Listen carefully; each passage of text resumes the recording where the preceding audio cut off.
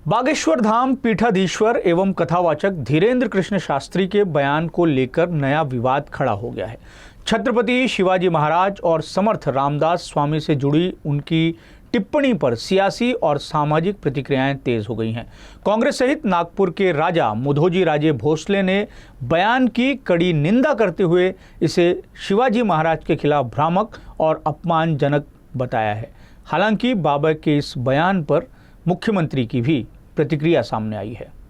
प्रसिद्ध कथावाचक और बागेश्वर धाम पीठाधीश्वर पंडित धीरेन्द्र कृष्ण शास्त्री अपने दिए गए बयानों को लेकर अक्सर चर्चा में बने रहते हैं।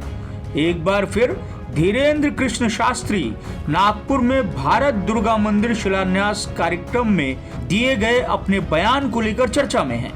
इस दौरान बागेश्वर धाम पीठाधीश्वर ने छत्रपति शिवाजी महाराज और समर्थ रामदास स्वामी से जुड़ा एक प्रसंग सुनाया, जिसमें उन्होंने दावा किया कि महाराज लगातार युद्ध लड़के थक गए और रामदास स्वामी जी के पास जाकर युद्ध नहीं लड़ने की बात कही, जिस पर महाराज ने उन्हें आदेश देते हुए युद्ध पर जाने का निर्देश दिया।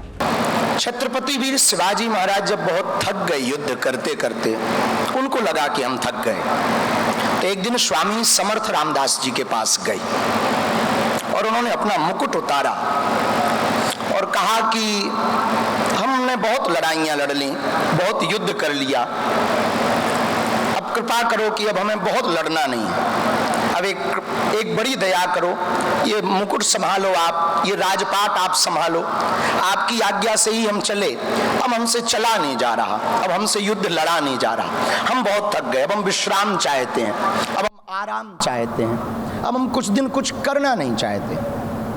मुस्कुराते हुए स्वामी समर्थ रामदास भगवान ने कहा, ठीक है, हमें स्वीकार है, लेकिन एक बात हम कहना चाह रहे हैं, आप हमारे कौन हो? बोले हम आपके शिष्य हैं। तो हम कौन हैं? बोले आप गुरु हो। तो बोले शिष्य का कर्तव्य क्या है? बोले जो गुरु आज्ञा करे वो शिष्य का कर्तव्य है। तो स्वामी समर्थ रामदास जी ने मुकुट उठाया और उनके सिर पर रखा, बोले आज से मेरा राज्य है, मैं चलाऊंगा, पर आज्ञा तुम्हें है, तुम्हें संचालन करना है। हालांकि धीरेन्द्र शास्त्री के बयान पर अब विवाद हो गया है। महाराज के अनुयायी समेत राजनीतिक पार्टियों के नेता शास्त्री के बयान की निंदा करते हुए इसे महाराज का अपमान करने वाला बता रहे हैं। वहीं नागपुर के राजा मुधोजी भोसले ने बयान की कड़ी निंदा करते हुए एनसीईआरटी विवाद से ध्यान भटकाने का इसे प्रयास बताया।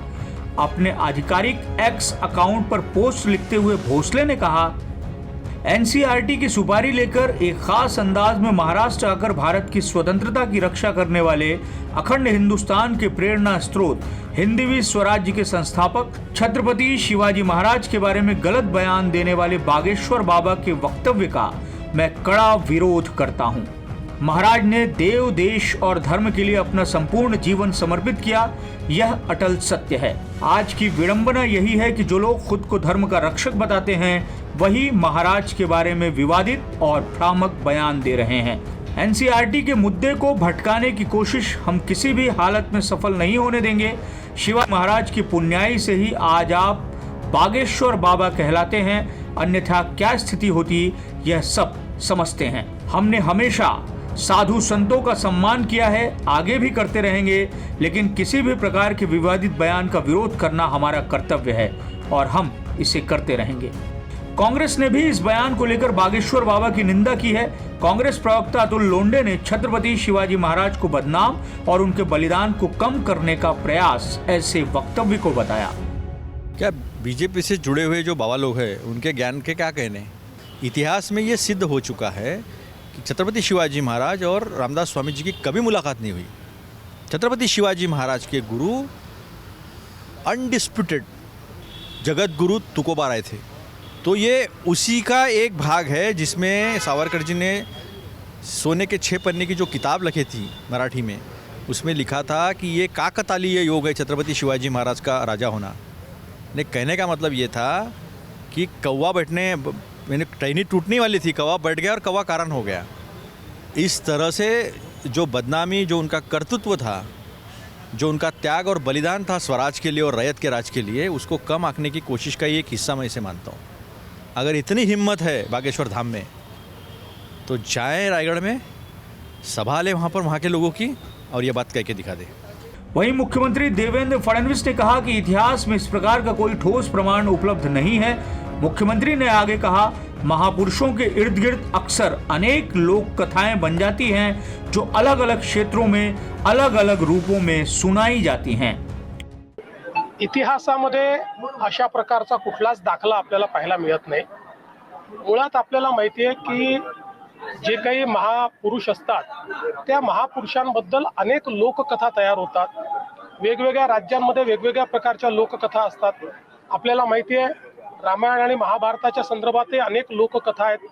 त्या सगळ्याच इतिहासावर किंवा त्या ठिकाणी परिस्थितीवर अवलंबून अशा पद्धतीच्या त्या ठिकाणी तयार होत असतात किंवा झालेल्या आहेत। म्हणून मला असं वाटतं की मी याच्यावर एवढंच म्हणेन, जो इतिहास आपण शिकलेलो आहे तशा इतिहासामध्ये किंवा आपल्या इथे जे काही ग्रंथ उपलब्ध आहेत त्याच्यामध्ये अशा प्रकारचा कुठलाही दाखला नाही। ये पहला मौका नहीं है जब धीरेन्द्र कृष्ण शास्त्री के बयान पर विवाद हुआ हो। वे पहले भी कई बार ऐसे बयान दे चुके हैं जिनसे नया विवाद खड़ा होता रहा है। अब देखना यह होगा कि यह मामला आगे किस दिशा में जाता है। वीडियो जर्नलिस्ट विलास खड़से और अतुल गवई के साथ रवि शुक्ला, यूसीएन न्यूज, नागपुर।